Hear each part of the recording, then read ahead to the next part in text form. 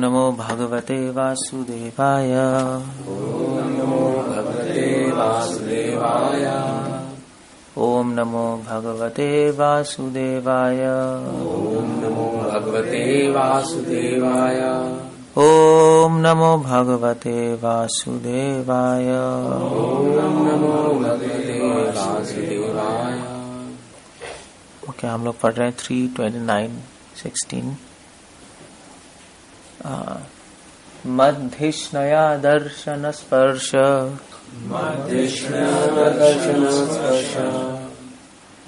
पूजा स्तुति अभिवंदनै।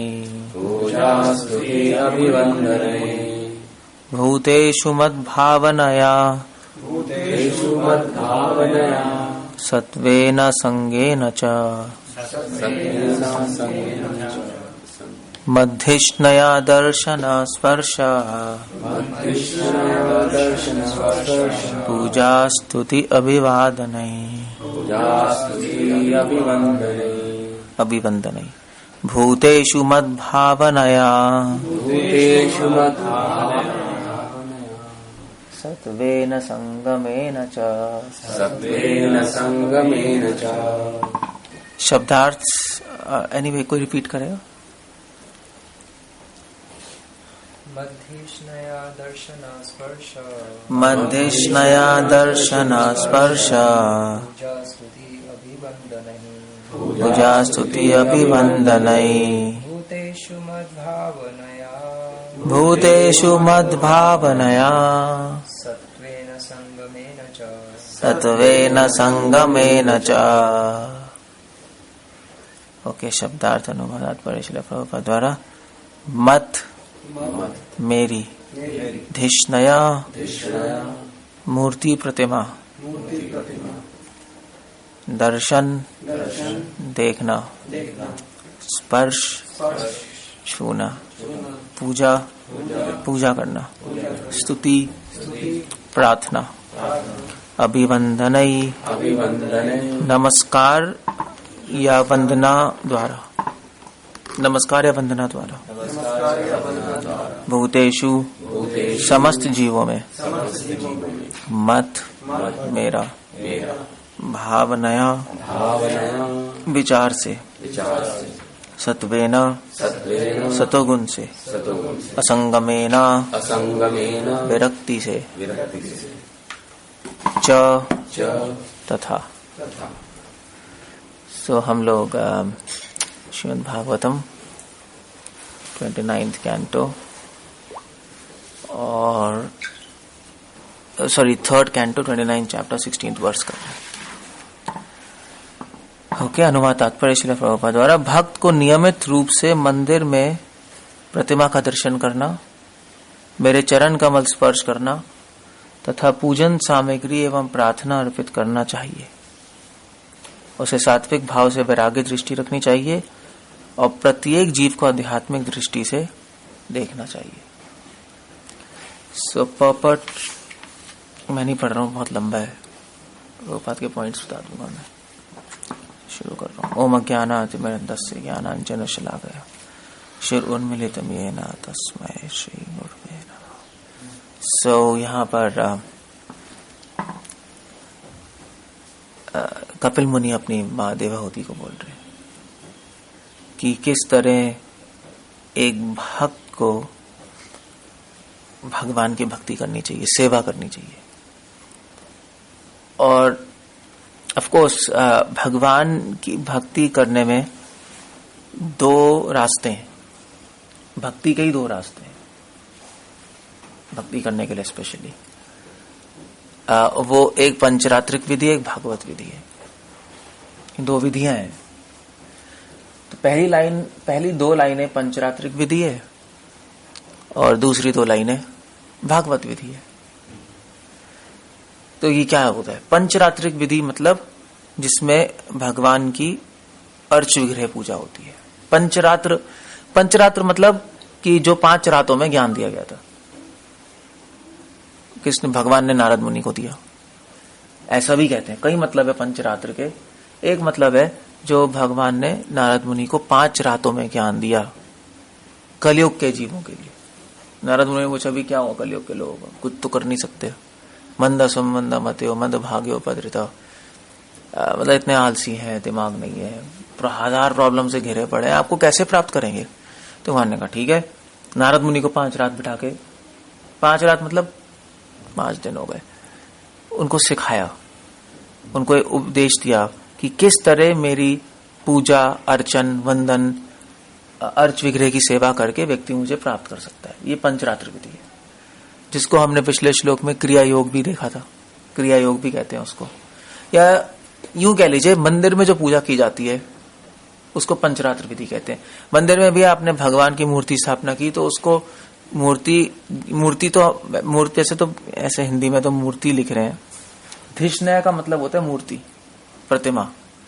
मतलब मूर्ति अच्छा शब्द नहीं है क्योंकि मूर्ति तो एक वैसे मूर्ति भागवत में भी इस्तेमाल किया गया है, सुखदेव गोस्वामी भी कर रहे हैं मूर्ति शब्द।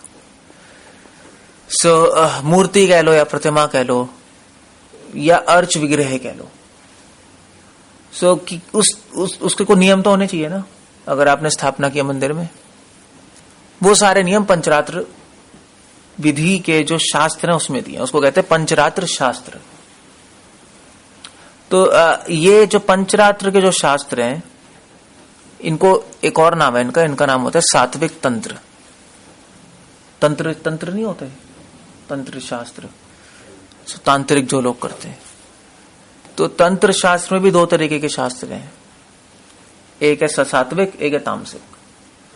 तो जो शक्ति के उपासक होते हैं, दुर्गा, शिव के उपासक शैव, वो भी भाई शिव जी की मूर्ति लगाते हैं, दुर्गा की मूर्ति लगाते हैं, तो वो कैसे पूजा सेवा करें उनकी, उसके लिए वो तामसिक तंत्र शास्त्र इस्तेमाल करते हैं। तंत्र होता है मगर तामसिक होता है, तामसिक पूजा नहीं। तामसिक पूजा क्यों है, हमने देखा था यहाँ पर भागवतम में पहले कपिल मुनि कह रहे हैं तामसिक पूजा क्या होती है। तामसिक पूजा वो होती है जब कोई व्यक्ति द्वेष से, अहंकार से पूजा करता है तो उसको तामसिक पूजा कहते हैं। अहंकार कैसे, मैं सिद्धियां प्राप्त करूंगा, नहीं, मैं और मेरे में पड़ा हुआ है, तमोगुण है पूरा, मैं सिद्धियां प्राप्त करूंगा, मैं मोक्ष प्राप्त करूंगा, मुझे ये चाहिए। या जो चंडी के उपासक हैं, यज्ञ करते हैं उसको मारने के लिए, इसको मारने के लिए, यही करते नहीं, तांत्रिक लोग तो ऐसे ही करते हैं, जादू टोना कर देते हैं। तो वो सारा तामसिक तंत्र है। अगर हम कृष्ण की, विष्णु की स्थापना करें मूर्ति, तो उसके लिए सेम प्रोसीजर तो फॉलो नहीं कर सकते ना जो शिव और दुर्गा के लिए कर रहे हैं। तो उनके लिए भी सात्विक तंत्र होता है। तंत्र मतलब होता है कैसे कहते हैं, नहीं, त्रायते, तंत्र त्रायते, आई जस्ट फॉरगॉट। तंत्र का मतलब कि जो पूरी तरह तार देता है। त्र से त्राण, तन से पूरी तरह तार देगा। इसलिए तंत्र में मंत्र भी होते हैं। जो मन को तार देता है उसको मंत्र कहते हैं। जो तत् त्रायते, तंत्र, जो साधक को तार देता है उसको, तत् मतलब साधक, उसको, त्र मतलब त्रायते, जो तार देता है उसको तंत्र कहते हैं। तंत्र के कई मतलब होते हैं, एक ही मतलब ये भी है। इसलिए मंत्र भी है। तो सात्विक तंत्र हम फॉलो करेंगे विष्णु के लिए, इसमें तरीके कुछ अलग हैं, सतोगुण के तरीके हैं, उसके भी मंत्र भी अलग है नहीं। तो सात्विक तंत्र शास्त्रों को, जैसे तामसिक तंत्र शास्त्रों में फिर अलग अलग, वो तो एक कैटेगरी है तामसिक तंत्र, फिर उसमें आप पढ़ोगे तो अलग अलग किताबें आ जाएंगी। तो ऐसे उदाहरण के लिए तामसिक तंत्र में दुर्गा की पूजा के लिए अलग किताबें हैं, शिव जी की पूजा के लिए अलग किताबें हैं, अलग अलग किताबें होंगी। ऐसे सात्विक तंत्र में कुछ किताबें होती है जिनको कहते हैं पंचरात्र, समझे। और उन पंचरात्र जो किताबें हैं शास्त्र में, उसमें भगवान कृष्ण, विष्णु, राम, सीता, उनके अर्च विग्रह की पूजा का तरीका दिया हुआ है। कैसे पूजा करनी है, इसलिए यहाँ पे लिख रहे हैं कृष्णा, मद्धिष्णया, मेरी प्रतिमा या मेरी मूर्ति की पूजा करो, मगर शास्त्र के अनुसार। क्या लिख रहे हैं? दर्शन। मेरी पूजा, मेरी प्रतिमा को क्या करना चाहिए? देखना चाहिए। प्रतिमा से वैसे मतलब ये नहीं समझना चाहिए कि प्रतिमा का मतलब रूप होता है। वैसे तो आपने वो सुना होगा, ये जो जाकिर नायक है लोग, वो भी अपने YouTube में बोलते रहते हैं, मत यत प्रतिमा नास्ति, कि देखो भाई हिंदुओं के वेदों में दिया है कि उसकी प्रतिमा नहीं होती। ऐसा लोग कहते हैं, हमसे भी आगे कि भी ऐसा सुना हमने तो YouTube में, उन लोगों ने ऐसा बोला है। सो ठीक है, वेदों में तो है ऐसा, वेदों में लिखा है ऐसा, न प्रतिमास्ति, कि भगवान की कोई प्रतिमा नहीं है। आप कहोगे हाँ भाई ठीक है, तो प्रतिमा का मतलब तो मूर्ति हो गया, इसका मतलब भगवान की कोई मूर्ति नहीं है। तो कहते हैं देखो, इसका मतलब हिंदू शास्त्रों में भी लिखा है कि भगवान की मूर्ति स्थापना नहीं करनी चाहिए, उनका कोई रूप नहीं है, क्योंकि वेदों में लिखा है न प्रतिमास्ति। मगर उसका थोड़ा ध्यान से पढ़ना चाहिए, क्योंकि एक ही शब्द के कई मतलब होते नहीं होते। अब जैसे फॉर एग्जांपल मैं कहूं कि ये कपड़ा लाल रंग का है, ये कपड़ा लाल है, ठीक है, और मैं कहूं कि मेरा पुत्र मेरा लाल है, तो क्या मतलब क्या वो लाल रंग का हो गया क्या? दो डिफरेंट मीनिंग्स। नहीं, वहां पे लाल का मतलब कुछ और हो गया। या कोई कहे कि ये तो मेरा सूरज है, तो मेरा चंदा है, इसका मतलब क्या है? इसका मतलब क्या है? ये मेरा सूरज है, मेरा चंदा है।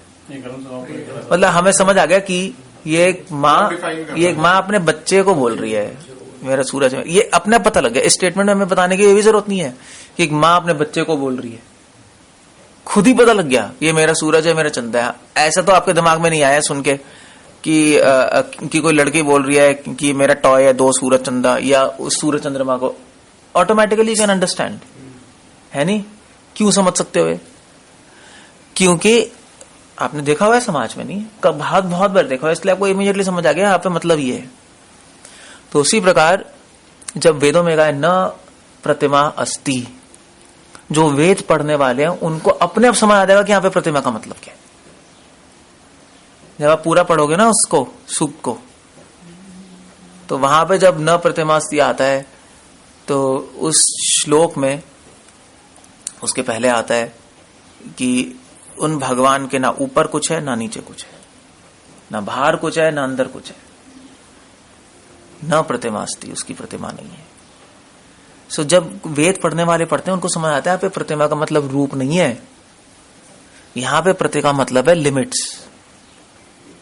ना उनके ऊपर कुछ है, ना नीचे कुछ, ना बाहर कुछ, ना अंदर कुछ, उनकी कोई प्रतिमा नहीं। प्रतिमा का एक मतलब होता है कि कोई दायरा नहीं है। प्रतिमा समझे, जैसे सर्कल नहीं होता, तो सर्कल का एक सरकमफ्रेंस होती है, उसको भी हम प्रतिमा कहते हैं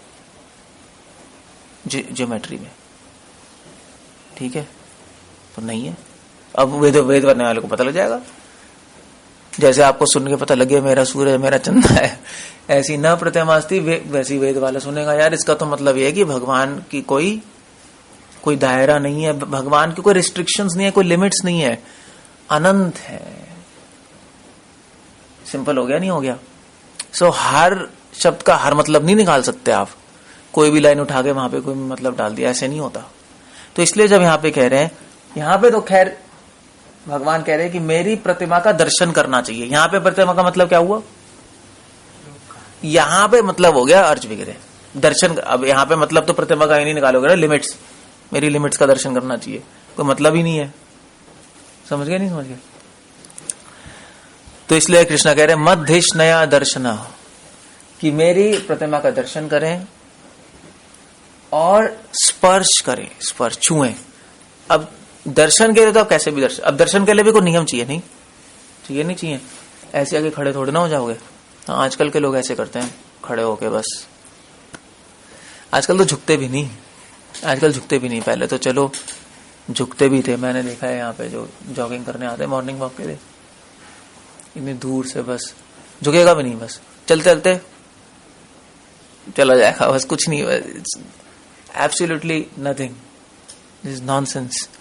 सो दर्शन करने का कुछ तरीका है भगवान का। तो वो दर्शन करने का तरीका कहाँ दिया है? पंचरात्र में, सात्विक तंत्र में। इसलिए शास्त्रों की जरूरत है, वरना आप कुछ भी करते रहोगे। सो दर्शन कैसे करना है भी? दंडवत करना है, षष्टांग करना है, देयर आर प्रोसेसेस। पीठ नहीं कर सकते भगवान की तरफ, वो भी तरीका है। जैसे आप बैठे हो अभी तो पैर नहीं दिखा सकते, तरीका दर्शन करने का, पैर नहीं दिखा सकते पैर। इसलिए जनरली धोती पहनने को बोलते हैं, जनरली, दैट्स ओके।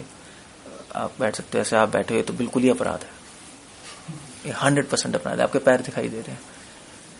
सो वैसे आप बैठ सकते हो अगर कुछ प्रॉब्लम है, मगर मैं बता रहा हूँ शास्त्रों में नियम दिए। अब हमें पता नहीं है, हम बैठे हुए हैं, पैर नहीं दिखा सकते आप, असंभव है। अगर जो शास्त्रों में लिखा है, जो भगवान के सामने अपने पैर दिखाता है उसको अगले जन्म में पैर नहीं मिलेंगे, उसके पैर छीन लिए जाएंगे, या उसी जन्म में उसके पैर कट जाएंगे, एक्सीडेंट में या कुछ में उसके पैर कट जाएंगे, उसका पाप है उसका। तो पहले जमाने में भी ऐसे होता था, नहीं? जो मुस्लिम स्लेव्स नहीं होते थे, स्लेव्स, तो स्लेव्स कैसे बैठते थे? अब उस टाइम तो धोती नहीं होती थी, वो जो स्लेव्स होते थे उनके तो ऐसी निक्कर या पजामे में घूमते थे, तो पैर तो दिखाई देंगे, फिर सोल तो दिखाई देंगी ना पैर, तो इसलिए उनको वैसे बिठाते थे। तो हाँ, तो ऐसे मुस्लिम से ये नहीं पढ़ते नमाज? हाँ हाँ हाँ, तो आपका वज्रासन जो होता है, तो उसी में बैठते थे वो हमेशा, किसी पैर दिखाई ना दे, पीछे रहे, और जिसके पैर दिखाई देते थे उसको काट देते थे, पकड़ के उसके पैर अगर दिखाई देगा मालिक के सामने तो वो काट देगा उसके पैर, ये सजा थी, शास्त्रों में भी दिया। सो कृष्णा कौन है? कृष्णा किंग है, नहीं? जन्मादय विज्ञ स्वराट, पूरे संसार के सम्राट है, पूरे ब्रह्मांड के, पूरे भौतिक जगत के सम्राट है। अब उन सम्राट के सामने अगर आप पैर दिखाओगे तो क्या होगा? तो माया आपके पैर काट देगी, that's all, finish, she will take back your legs. So इसलिए दर्शन करने का कुछ तरीका है, इसलिए शास्त्र पढ़ना बहुत जरूरी, नहीं पढ़ेंगे तो अपराध होंगे। दर्शन स्पर्श, तो दर्शन तो आप बाहर से करोगे, फिर उसके बाद अगर आप थोड़े एडवांस हो जाओगे तो आपको पुजारी बना देंगे, तो फिर आप वैसे ऑर्डिनरी आदमी नहीं छू सकता, नहीं डीटीज को, वो तो एक लिमिट होती है।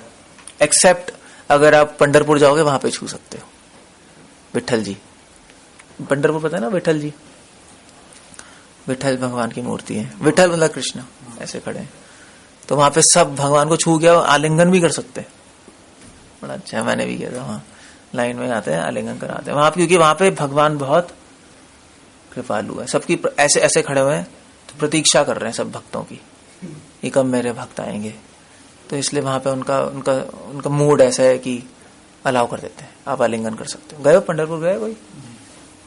कभी आना, वहां पे भगवान को आलिंगन ही कर सकते हो।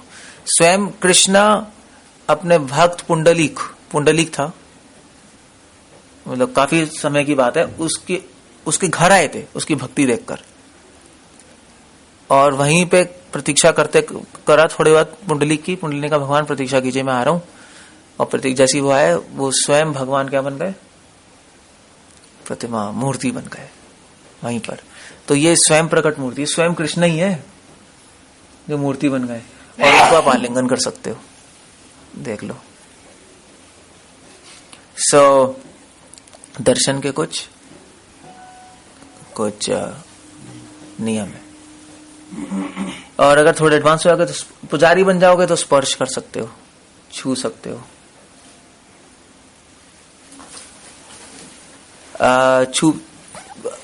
अब छूने के भी कुछ ऐसे नहीं आप छू सकते, उसके भी कुछ नियम होते हैं, उसके लिए कुछ मुद्राएं होती हैं, कुछ करनी पड़ती है, करण न्यास, अंग न्यास करना पड़ता है, छूने से पहले भगवान को शुद्ध करना पड़ता है ना, भूत शुद्धि, शरीर को शुद्ध करना पड़ता है, मनस शुद्धि, मन को शुद्ध करना पड़ता है, आत्मशुद्धि, आत्मा को शुद्ध करना पड़ता है। उसके लिए मंत्र बोलने पड़ते हैं पुजारियों को। पहले भगवान को ऐसे ड्रेसिंग नहीं करते, छूते हैं तो उसके पहले पूरा शुद्ध करके फिर उसके बाद भगवान को छुआते हैं।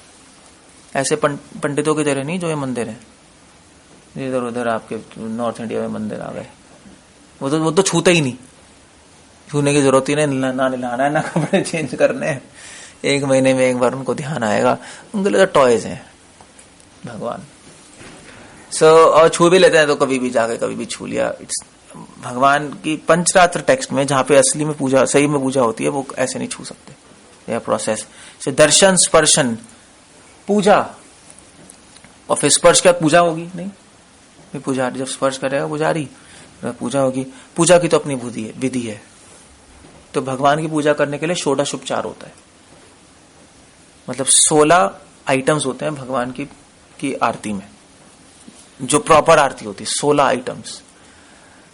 मगर छोटी आरती भी होती है, फिर जैसे 3 आइटम से भी कर सकते हो, जो हम करते हैं। अगरबत्ती, अगर आप घर में हो, अगरबत्ती, दिया और फूल, ऐसे छोटे होती है। 5 आइटम से भी कर सकते हो, ऐसा भी होता है पंच उपासना। और षोडशोपचार भी होते हैं 16 आइटम्स, ऐसा भी होता है। अलग अलग प्रोसेसेस हैं उसमें, अर्घ्य, आचमन, पूरा प्रोसेस होता है, उसमें टाइम लगता है थोड़ा। और फिर स्तुति, फिर पूजा करने के बाद क्या करते हैं, स्तुति, भगवान की स्तुति होती है। और फिर अभिवंदना, फिर अभिवादन होता है, वंदना होती है भगवान की। ये पूरा प्रोसेस है पंचरात्रिक टेक्स्ट, पंचरात्र विधि का। मगर श्रीला प्रभुपाद अपने पॉपट में एक चीज लिख रहे हैं, बहुत इंपॉर्टेंट पॉइंट। प्रभुपाद लिख रहे हैं कि नव दीक्षितों के लिए इसकी संस्तुति की जाती है, नव दीक्षितों के लिए मंदिर पूजा बोली जाती है, नए डिवोटीज के लिए मंदिर पूजा होती है। तो आप पूछोगे भी कि फिर एडवांस डिवोटीज के लिए क्या है, क्या उनके लिए मंदिर पूजा नहीं है क्या, उनको मंदिर नहीं जाना चाहिए? प्रभुपाद लिख रहे हैं उन्हें, जो नए भक्त हैं किंतु जो उन्नत हो चुके हैं, उन्हें मंदिर पूजा के प्रति आनाकानी नहीं करनी चाहिए। ये क्या लिखा है, it's funny. But those who advance should not refrain from temple worship. भाई वैसे तो मंदिर पूजा वो नए भक्तों के लिए होती है, जो एडवांस्ड होते हैं वो कहां जाते हैं, वो प्रीचिंग करने जाते हैं बाहर। नहीं, भक्त, नए भक्त मंदिर में बैठते हैं। जो एडवांस डिवोटी है वो लोगों के हृदय में मंदिर बनाता है। नए भक्त भगवान के पास बैठते हैं, एडवांस डिवोटी भगवान को बांटता है दूसरों को। उसके लिए एडवांस होना नहीं चाहिए आपको, और कैसे क्या करोगे आप। बट इसका मतलब ये नहीं समझना चाहिए कि जो एडवांस डिवोटी सोचे कि भी हमें मंदिर जाने की जरूरत नहीं है, हम तो प्रचार कर रहे हैं। वैसा नहीं होता, क्योंकि मंदिर में भगवान की उपस्थिति एक नया भक्त और एक उन्नत भक्त अलग अलग तरीके से देखते हैं। श्रील प्रभुपाद लिख रहे हैं यहाँ पर, जो नया भक्त है उसके लिए तो मूर्ति बस मूर्ति है नहीं, उसको उस मूर्ति में भगवान नहीं दिखाई दे रहे। मगर जो उन्नत भक्त है उसके लिए भगवान की प्रतिमा और कृष्णा स्वयं एक ही है। कृष्ण और कृष्ण की प्रतिमा में कोई अंतर नहीं है। ये चैतन्य महाप्रभु ने बोला है कि हे कृष्णा, आपकी प्रतिमा और आप में कोई अंतर नहीं दिखाई देता मुझे। दर्शन करने का जो क्या कहते हैं, जो भाव है बिल्कुल अलग है। एक एडवांस डिवोटी, एक नए डिवोटी का, दोनों को इंटरेस्ट रहता है टेम्पल वर्शिप। और श्री संप्रदाय जाओ, वहां तो मेन अंगी मूर्ति पूजा है। जैसे हमारे यहाँ तो महाप्रभु का आदेश क्या है, जा रहे देखो तारे कहो कृष्ण उपदेश, प्रचार करो। श्रवण कीर्तन हमारी साधना है, मूर्ति पूजा साधना नहीं है। मेन चीज वो नहीं है, वो सपोर्ट करती है नहीं। मेन चीज है श्रवण कीर्तन। भी आपको सुनना है, भगवान का नाम लेना है और दूसरों से भगवान का नाम कराना है। ये हमारी साधना है। यही करते करते हम भगवान तक पहुंच जाएंगे।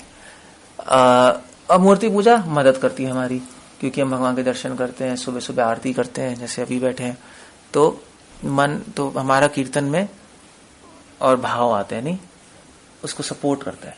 मगर श्री संप्रदाय में मेन साधना ही अर्च पूजा है, अर्च विग्रह पूजा मेन साधना।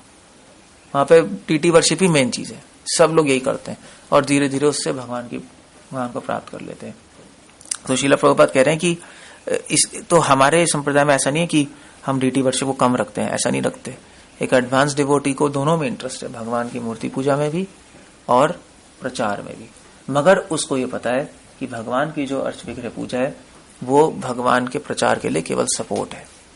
प्रभुपाद ने बोला हमने इतने बड़े बड़े मंदिर क्यों खोले, प्रचार के लिए खोले और क्यों खोले, वरना जरूरत क्या थी इतने बड़े बड़े मंदिर की, इतना बड़ा मैंशन बना दिया, मार्बल्स बना दिए, इतनी मेंटेनेंस है, क्यों है भाई कि लोग आए। अगर अगर अगर सतयुग होता तो मंदिर आने की जरूरत ही नहीं थी। अब एक पेड़ के नीचे ही एक डीटी एस्टैब्लिश कर देते, सब ऐसे ही आते।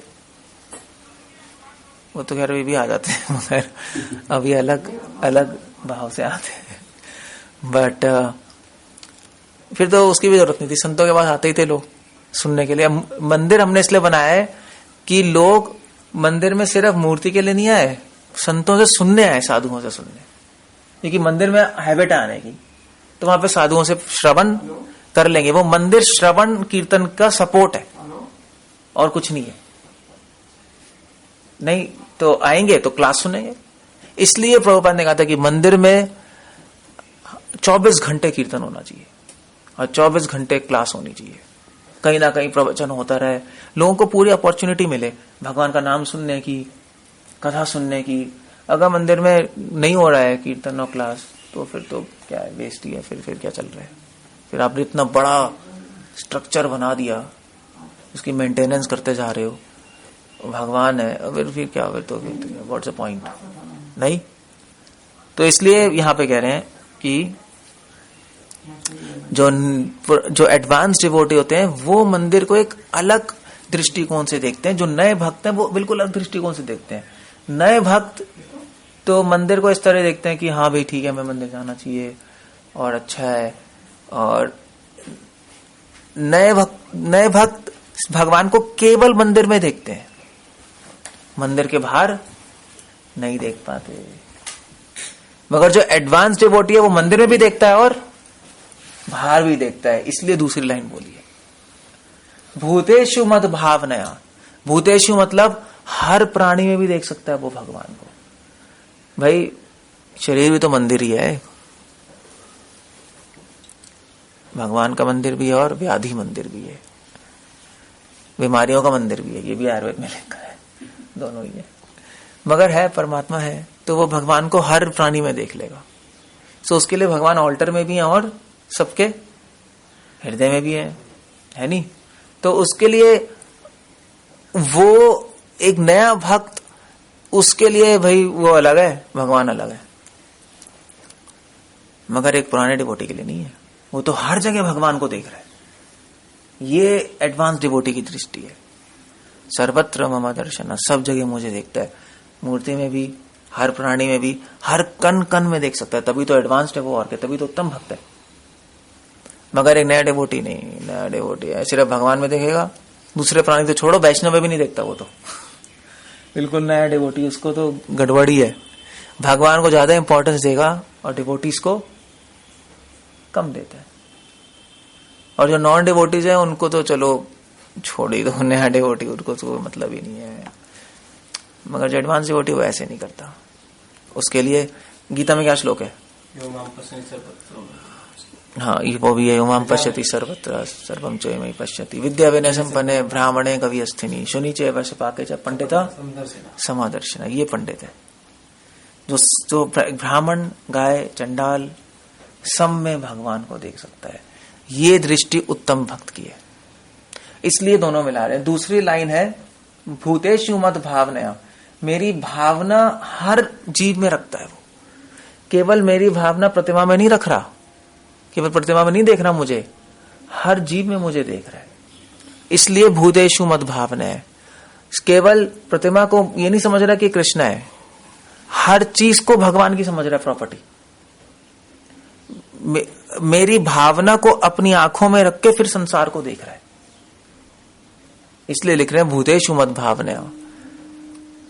जब भगवान की भावना, भगवान की भक्ति को अपनी आंखों में रख के देखोगे तो भगवान हर जगह दिखाई देने लगेंगे।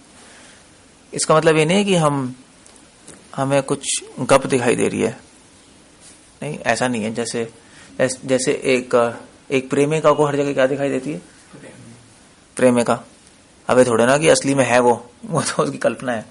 ऐसे नहीं है भक्ति कि अगर भगवान की भावना आंखों में होगी तो हर जगह भगवान दिखाई देंगे। वो कल्पना नहीं है जैसे प्रेम और प्रेमिका का, वो असली में ही दिखाई दे रहा है, भगवान ही दिखाई दे रहे। जैसे उदाहरण के लिए दूध में घी कहां दिखाई देता है?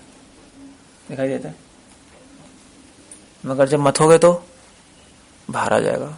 वैसे है या नहीं घी? है मगर नहीं दिखाई दे रहा।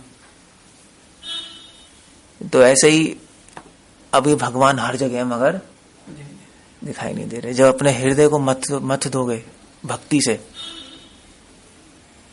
और भगवान की भावना आंखों में आ जाएगी, प्रेम आ जाएगा, तो हर जगह भगवान दिखाई देने लगेगा, जो ऑर्डिनरी व्यक्ति को दिखाई नहीं दे रहे। तो इसलिए यहां पे कह रहे हैं भूतेषु मद्भावना सत्वेन संगमेन च।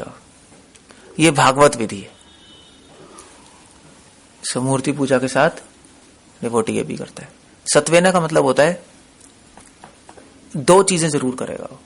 अभी भगवान को हर चीज आगे देख रहा है वो, मगर प्रॉब्लम यहां पर यह है कि माया चुप नहीं बैठती कभी भी। माया नए डिवोटी को भी उतना ही रोकने की कोशिश करेगी जितना एडवांस डिवोटी को।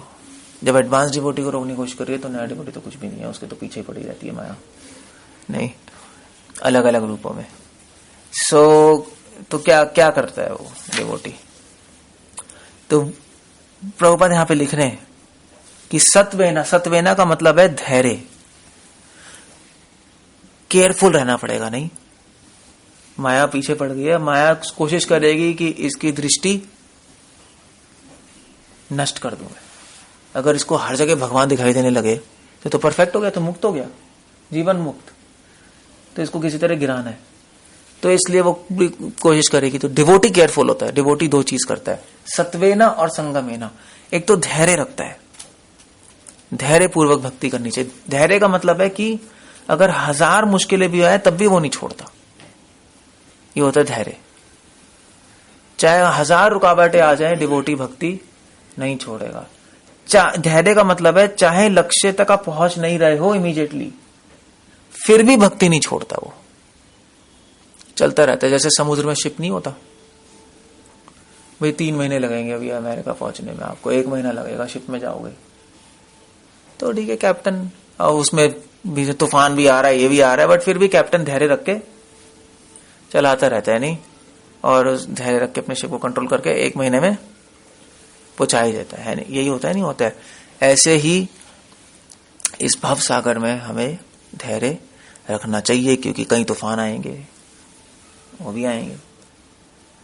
आसान से थोड़ी ना आपका शिप चलता रहेगा। यहाँ पर भक्ति, कई प्रॉब्लम्स आएंगी जिससे हमारी भक्ति, हो सकता है कि ऐसा भी लगे कि मेरी भक्ति खत्म होने वाली है, ऐसा लगने लगे। हो सकता है यार इतना टाइम हो गया भक्ति करते करते, हमें तो प्रेम मिला ही नहीं। कोई प्रॉब्लम नहीं है, मगर प्रश्न ये है कि हम धैर्य रखें कैसे। क्वेश्चन ये, क्योंकि बार बार हम असफल भी तो हो जाते हैं। चैंटिंग करते हैं, मन नहीं लगता, फिर फॉल डाउन होता है, फिर करते हैं, फिर छूट जाती है, फिर पता है चलता ही रहता है। नहीं तो करें क्या? मतलब धैर्य रखने के लिए करना क्या चाहिए, क्या होना चाहिए? एक्चुअली श्रील प्रभुपाद कह रहे हैं कि मनुष्य में उमंग होनी चाहिए, उत्साह, रूपा गोस्वामी लिख रहे हैं, और विश्वास के साथ भक्ति करनी चाहिए, निश्चय। उत्साह, निश्चय, धैर्याद, 2 प्रीवियस क्वालिफिकेशन। उत्साह होना चाहिए और निश्चय होना चाहिए। उत्साह इस बात का कि मुझे भगवान को प्राप्त करना है, तो फिर आदमी में धैर्य आ जाता है, अपने आप करता चलता रहता है। जैसे एक लोभी को उत्साह होता है कि मुझे तो पैसे चाहिए, तो लोभी भी धैर्य उसमें धैर्य होता है, एटलीस्ट पैसे प्राप्त करने का धैर्य होता ही है।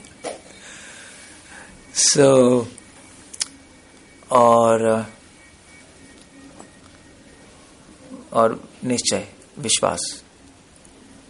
विश्वास होना चाहिए कि भगवान, अगर भगवान जीवन का लक्ष्य है तो और कुछ लक्ष्य बनाने की जरूरत है ही नहीं।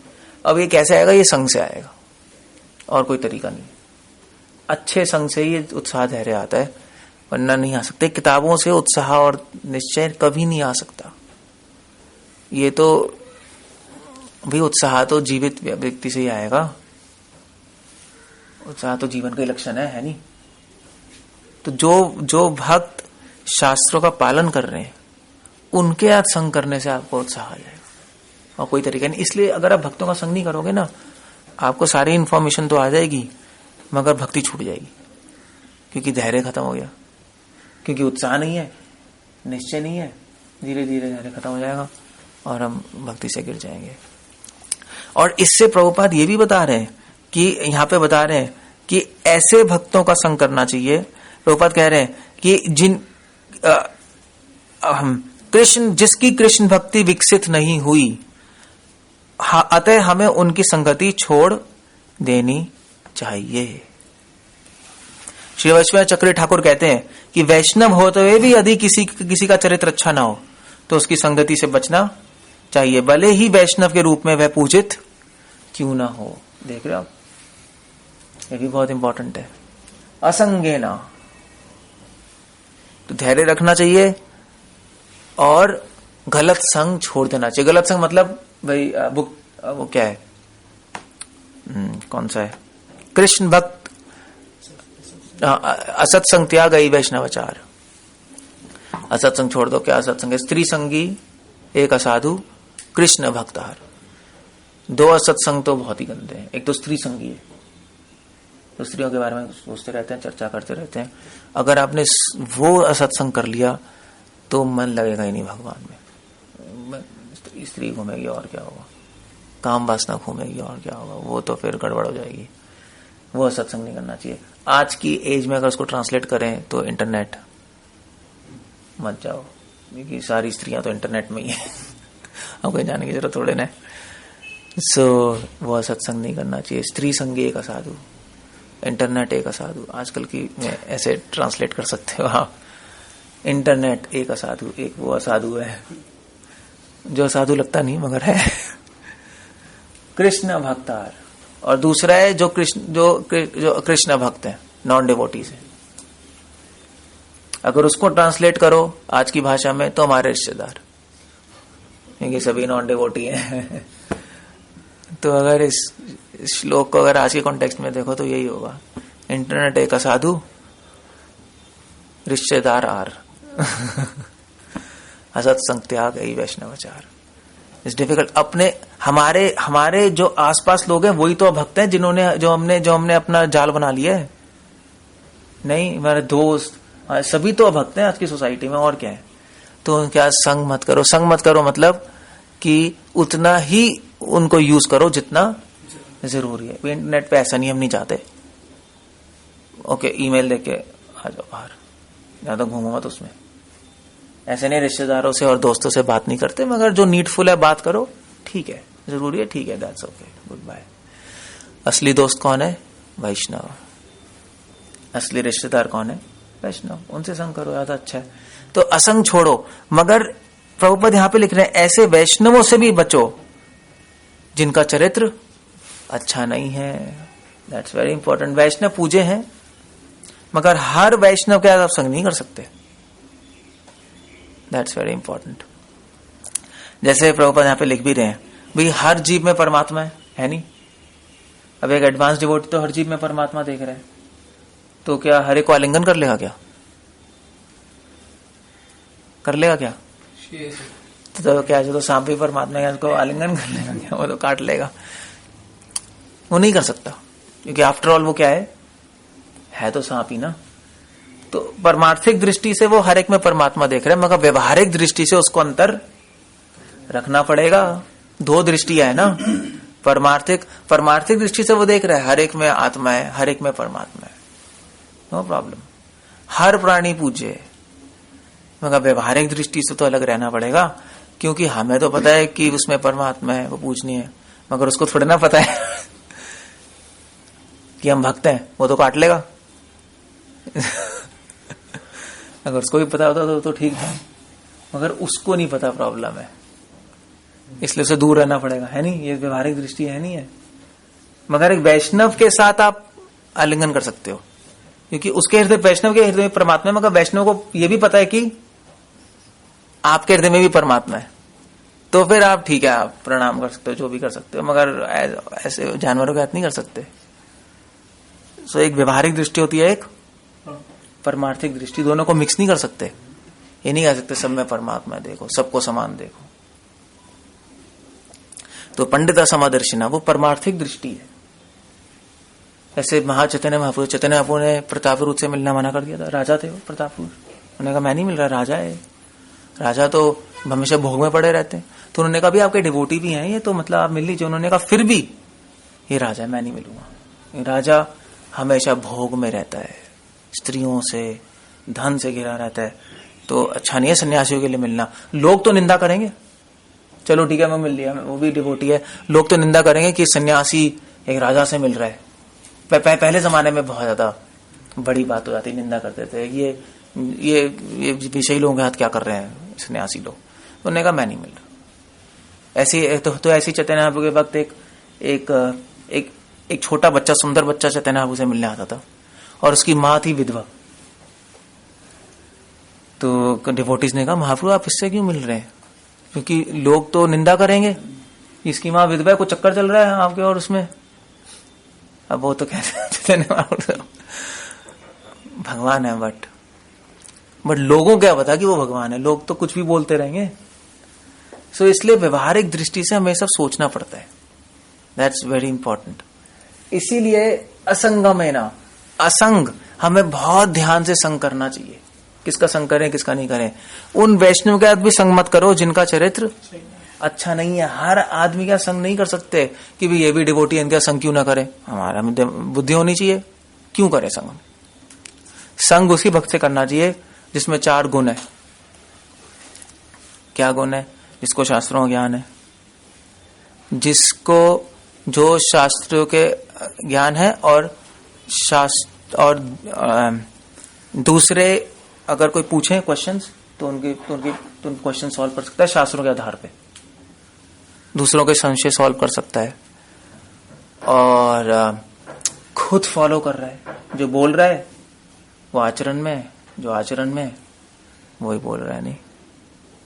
और चौथा है कि हमेशा उत्साहित रहता है, डिटरमाइंड है, निश्चय।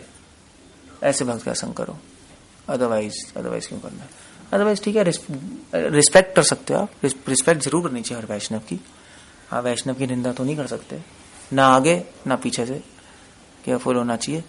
बट जहां संग की बात आती है, that's okay, we have to be careful, क्योंकि जैसा संग वैसा रंग। अगर जो दुर्गुण है उसमें वो भी आप में आ जाएंगे। वे अच्छाई है उस वैष्णव में, अगर दुर्गुण भी तो है वो भी तो आप में आ जाएंगे, आप गए काम से। इसलिए दूसरी चीज है असंगम मेरा। वैसे बाय द वे तो कुछ करना है, कुछ नहीं करना नहीं। अपनी दृष्टि को संभालने के लिए कि हम भूल ना जाएं भगवान हर जगह हैं, हमें कुछ केयरफुल रहना पड़ता है। हमें भक्तों का संग करना है और अभक्तों का संग छोड़ना है। वैसे क्या कहते हैं, सफलता के लिए आवश्यक है विधि विधानों के अनुसार सेवा की जाए। वैसे पतंजलि योग सूत्र में, पतंजलि भी जो योग नहीं करते आजकल, योग करने में भी विधि विधान होते हैं।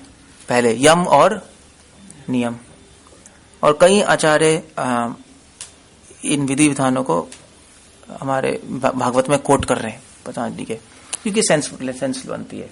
पतंजलि कहता है क्या करना चाहिए और क्या नहीं करना चाहिए, क्या नहीं करना चाहिए। पहले क्या नहीं करना चाहिए, क्या नहीं करना चाहिए। ओके, पतंजलि कहते हैं 5 चीजें करनी चाहिए, 5 चीजें नहीं करनी चाहिए।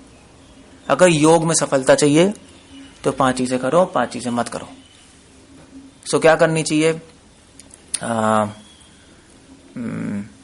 कैसे, सत्य, संतोष, तप, स्वाध्याय, ईश्वर प्रणिधानानि वा, ईश्वर प्रणिधानानि च, ये चीज करनी चाहिए। सत्य बोलना चाहिए हमेशा, संतोष रखना चाहिए, लोभी मत बनो, चीजों के पीछे मत भागो, तपस्या, स्वाध्याय पढ़ना, और ईश्वर की भक्ति। ईश्वर प्रणिधानानि मतलब कि भगवान की अर्च विग्रह पूजा, उनकी सेवा करना। ये 5 चीजें करनी चाहिए हर व्यक्ति को अगर सफलता चाहिए। ये क्या है मैं अभी बताता हूं मैं। और क्या नहीं करना चाहिए, क्या नहीं करना चाहिए? अहिंसा नहीं, मतलब हिंसा, अस्तेय, हिंसा नहीं करनी चाहिए। अस्तेय मतलब नहीं, चोरी नहीं करनी चाहिए। अस्तेय, सत्य नहीं, अस्तेय, चोरी नहीं करनी चाहिए। असत्य, झूठ नहीं बोलना चाहिए। ब्रह्मचर्य का पालन करना चाहिए। और अपरिग्रह, चीजों को संचय नहीं करना चाहिए, इकट्ठा करके नहीं रखना चाहिए। तो 5 चीजें करनी चाहिए, 5 चीजें नहीं करनी चाहिए। तब सक्सेसफुल हो जाएंगे हम योग में, किसी भी योग में सक्सेसफुल होंगे। ये सिंपल तरीके से बोला गया, दिस वी शुड प्रैक्टिस। तो हम धीरे धीरे भक्ति में आगे बढ़ जाएंगे। और फिर और भी विधि विधान है, मूर्ति पूजा के अलग विधि विधान है, और एक भारी विधि विधान है, एक अंतरंग विधि विधान है। नहीं, भारी विधि विधान तो मूर्ति पूजा के आ गए, ये अंतरंग विधि विधान हो गए जो हम मन में कर रहे हैं। नहीं, सत्य, संतोष, तप, स्वाध्याय, भगवान की पूजा, और हिंसा, असत्य, स्तेय, ब्रह्मचर्य, अपरिग्रह, ये अंदर प्रैक्टिस करनी पड़ती है मन में।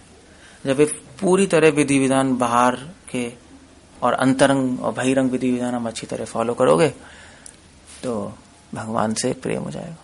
दैट्स ऑल, परफेक्शन हो गई। एक बार प्रेम हो गया, परफेक्ट हो गया, इस जीवन के बाद भगवान के धाम चले जाओगे, वापस नहीं आना पड़ेगा। यही तो करना है हमें। So we have to be careful. अपनी किसको बचाने के लिए? भावना को बचाने के लिए, वरना भावना बहुत कोमल होती है, नष्ट हो जाएगी। इसलिए तो ऐसे बच्चे को हम देखभाल करते हैं, नहीं, छोटे बच्चे की ऐसी भावना है भगवान के लिए, उसकी देखभाल करनी पड़ती है। तो ऐसे बच्चे के कपड़े देखते हैं, बाहर से ध्यान रखते नहीं रखते, और फिर खाने वाने का भी ध्यान रखते हैं अंदर से। ऐसे यहाँ पर भी उस भावना की देखभाल करनी पड़ती है। बाहर से भैया आप टीटी वर्शिप के नियम फॉलो करो, संग सही रखो, और अंदर से अपनी ये वाले विधि विधान फॉलो करो, यम नियम, तो परफेक्शन है।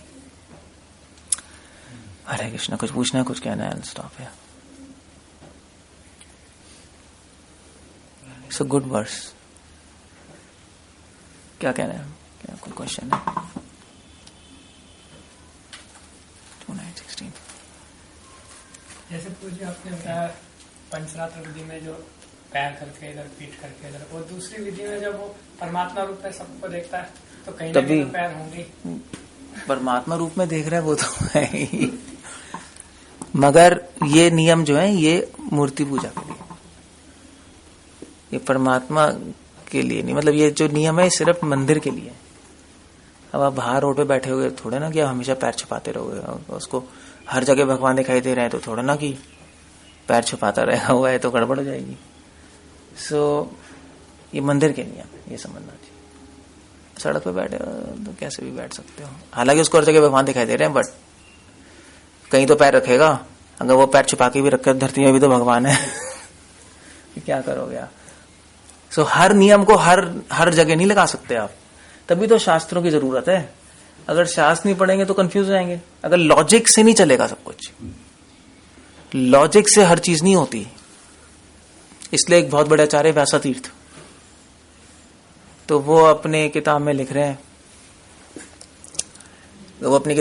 कि देखो भाई शास्त्र पढ़ने ही पड़ेंगे, आप पूरी चीज तर्क से नहीं कर सकते। तर्क से तो भाई आप मंदिर में हड्डी ला सकते हो? नहीं ला, ऑफ कोर्स नहीं ला सकते। मगर शास्त्र कह रहे शंख ला सकते हो। शंख क्या है? हड्डी तो है। क्या करोगे? तर्क लगाने से तो गलत हो गया। या तर्क से आप कहो कि भी हिंसा नहीं करनी चाहिए, मगर शहद क्या है? हिंसा से ही तो आता है, नहीं छत्ता ही तो तोड़ते हैं, और क्या है? या तर्क से आप कह सकते हो कि शील प्रभुपाद कह रहे हैं जैसे मल अशुद्ध है मगर गोबर हम इस्तेमाल करते हैं, परम शुद्ध है। या व्यासतीर्थ देवी लिख रहे हैं कि तर्क से आप कह सकते हो कि हर एक पे दया करनी चाहिए, तो आप वैशाल्य चले जाओ, बेचारी वैश्या हैं, काम अग्नि से पीड़ित हैं, मैं दया करने जा रहा हूँ। ये भी तर्क है। ऐसा भी कर सकते हो। तो तर्क से हर चीज नहीं चलती। तर्क क्या है? वो क्या है? तर्के ना प्रतिष्ठा। तर्क से आप प्रतिष्ठा नहीं कर सकते भक्ति की या धर्म की। धर्म की प्रतिष्ठा तर्क से नहीं होती। धर्म की प्रतिष्ठा होती है शास्त्रों से। शास्त्र होने के बाद तर्क से कभी नहीं होता, गड़बड़ हो जाएगी। सो दैट इज वाई ये नियम मंदिर तक। कबीरदास जी, गुरु नानक जी और ये रजनीश, ये शास्त्रों को नहीं मानते थे, पोथी पढ़ जग गया। वैसे तो कबीर शास्त्रों को मानते थे, नहीं मानते थे पता नहीं, मगर पता नहीं मुझे, मगर जो शास्त्रों को नहीं मानते, हाँ ना, ये तो उनके तो गुरु ग्रंथ साहिब है, ऐसी बात नहीं है। जैसे इस्लाम कुरान है, शास्त्र में कुरान भी आ गया, गुरु ग्रंथ साहिब भी आ गया, और क्रिश्चियन बाइबल भी आ गई, तो उसमें कोई खराबी नहीं है, क्योंकि वो रिवील स्क्रिप्चर्स है ना, भगवान जी आए हैं। मगर बाकी अपने मन से करते रहना, जैसे कभी ने कहा पोथी पढ़, क्या है, हाँ, वो एक दृष्टिकोण में तो ठीक ही है कि भी अगर आप पोथी पढ़ लोगे तो उस टाइम, मगर ये अपने में ठीक नहीं है, क्योंकि पोथी पढ़ के पंडित बहने, तो फिर भी 2.5 अक्षर प्रेम का पढ़े, अभी जो 2.5 अक्षर प्रेम का पढ़ लेगा वो पंडित हो जाएगा। मगर इस सेइंग में प्रॉब्लम है। प्रॉब्लम ये है कि 2.5 अक्षर प्रेम का पढ़े कैसे? शास्त्र पढ़ के ही तो फिर हम समझेंगे कि प्रेम क्या होता है। तो ये श्लोक सुन के लोग ये मतलब निकालते हैं कि शास्त्र नहीं पढ़ना चाहिए, यही मतलब निकालते हैं। अब मतलब ये हो गया है। हो सकता है कबीर जी ने गलत उस सेंस में कहा होगा, सही सेंस में, कि भी तुम अगर पागलों की तरह, स्कॉलरनेस की तरह सिर्फ शास्त्र पढ़ते रहोगे, सेवा नहीं करोगे भगवान की, तो फिर क्या फायदा है। यही हो रहा था ना, ब्राह्मण लोग यही कर रहे थे, उनके लिए बोला था। अब लोगों ने मतलब अलग बना दिया। हाँ, वही ना। अब लोगों ने पता नहीं, अब लोग पता है शास्त्र पढ़ने से क्या होगा, बस प्रेम करो, वही अभी भी यही क्योंकि लोग सोचते हैं पढ़ लिया मैंने तो मुझसे बड़ा विद्वान कोई नहीं है। हाँ, वो तो मुझसे बड़ा वैष्णव कोई नहीं है। तो शास्त्र पढ़ने चाहिए ऑफ कोर्स, बट भक्तों के साथ, दैट्स आइडिया। जो 2 प्रोसेस हैं, ये दोनों ही पहला चरण दूसरा चरण है, या इसमें से ये दोनों ही विधि हैं, पंचरात्रिक और भागवत विधि, दोनों ही फॉलो करने की जरूरत है, या दोनों ही फॉलो करने, तभी एक ही श्लोक में दिए न, एक श्लोक में, अलग अलग श्लोक में दे देते। प्रभुपाद लिख रहे हैं दोनों ही फॉलो करने, मगर ज्यादा इंपॉर्टेंट है भागवत विधि। पंचरात्रिक विधि सपोर्ट करती है, मूर्ति पूजा भगवान की कीर्तन श्रवण सेवा को सपोर्ट करती है, और कुछ। जैसे मंदिर है हमारा, अभी हम प्रीचिंग करते हैं तो लोग यहाँ पे आते हैं ना सुनने। अगर प्रचार ही ना करें तो यहाँ पे बैठ के हम कर क्या रहे हैं? पॉइंट ही क्या है? हम अपनी पूजा करते रहेंगे क्या? नहीं। तो इस मंदिर का फंक्शन है कि हम लोगों को प्रीचिंग करके एक जगह हो जाएगी आने की, बस सपोर्ट कर रहा है वो, वरना क्या फायदा, वरना तो वृंदावन में बांके बिहारी जी के मंदिर में जाते तो 5 मिनट बाद सोचने लगते अब क्या करें, क्योंकि वहाँ कुछ होता ही दर्शन। और मंदिरों में तो ऐसे ही होता है, टेम्पल में गए तो कीर्तन चल रहा होता है, कीर्तन है या कुछ ना कुछ। So that's the idea, you have to remember. Okay, there is no question, let's stop here. Hare Krishna. Srila Prabhupada की जय।